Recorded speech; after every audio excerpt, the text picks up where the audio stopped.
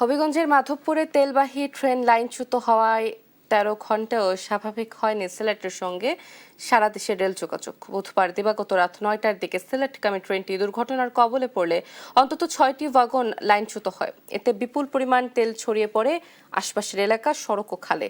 দুর্ঘটনার পর থেকে উদ্ধার কাজে সহযোগিতা করছে সেনাবাহিনী, বিজিবি ও পুলিশ সহ বিভিন্ন সংস্থা। নোয়াপাড়া রেলওয়ে স্টেশন মাস্টার জানান, দুর্ঘটনার কারণে ঢাকাগামী উপবন এক্সপ্রেস, চট্টগ্রামগামী উদয়ন এক্সপ্রেস এবং সিলেটগামী পাহাড়িক এক্সপ্রেসের যাত্রা বাতিল করা হয়েছে। দুর্ঘটনার পর রাতে আখাউড়া থেকে একটি উদ্ধারকারী ট্রেন ঘটনাস্থলে পৌঁছে কাজ শুরু করে।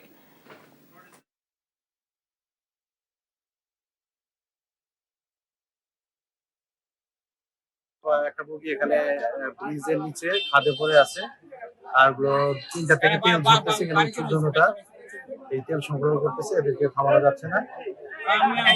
কারগুলো 3টা কত অবস্থায় আছে। দর্শক, হবিগঞ্জে তেলবাহী ট্রেন লাইনচ্যুত হওয়ার বিষয়ে সবশেষ তথ্য জানাতে সরাসরি যুক্ত হচ্ছেন সহকর্মী রায়হান আহমেদ। আমরা যুক্ত হচ্ছি রায়হানের সঙ্গে। রায়হান, নিশ্চয়ই শুনতে পাচ্ছেন আমাকে। উদ্ধার কাজ শেষ হতে আর কতক্ষণ লাগতে পারে এবং কোন কোন ট্রেনের যাত্রা বাতিল হয়েছে, সবশেষ কি তথ্য আছে আপনার কাছে জানাবেন? ধন্যবাদ অতসী। যেমনটি বলছিলেন, আমি এর আগের লাইভেও জানিয়েছিলাম যে এখানে হবিগঞ্জের মাধবপুর উপজেলার যে মন্থলা যে রেল স্টেশনটা রয়েছে, এর পাশেই এখানে একটি তেলবাহী ট্রেন লাইনচ্যুত হয়ে এখানে দুর্ঘটনার কবলে পড়ে গতকাল রাত 9:15টার দিকে।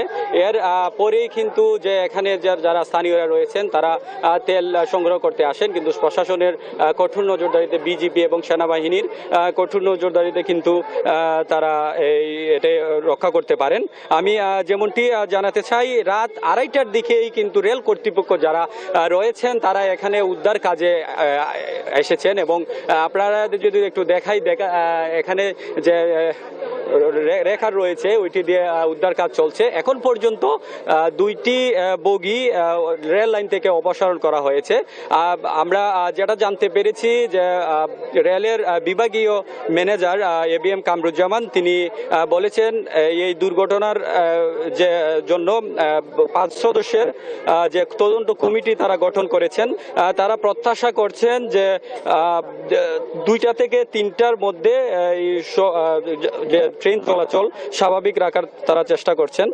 এবং যেটা আমরা আপনাকে জানিয়ে রাখি যে এখানে এখন পর্যন্ত যে সারা দেশের সাথে সিলেটের রেল যোগাযোগ কিন্তু বন্ধ রয়েছে এবং এখন পর্যন্ত 3টা ট্রেনের শিডিউল মিস হয়েছে, তারা ট্রেন চলাচল বন্ধ রয়েছে। এবং আপনাদের যেটা জানিয়ে রাখি যে গতকাল রাত থেকে এখানে সেনাবাহিনী এবং বিজিপি তারা কিন্তু কঠোর পাহারায় রয়েছেন এবং উদ্ধার কাজ চলমান রয়েছে। আপনারা দেখতে পাচ্ছেন রেখার দ্বারা উদ্ধার কাজ চলমান রয়েছে। এখন পর্যন্ত যে বলছিলাম যে 2টি বগি এখন পর্যন্ত আসলে অপসারণ করা হয়েছে।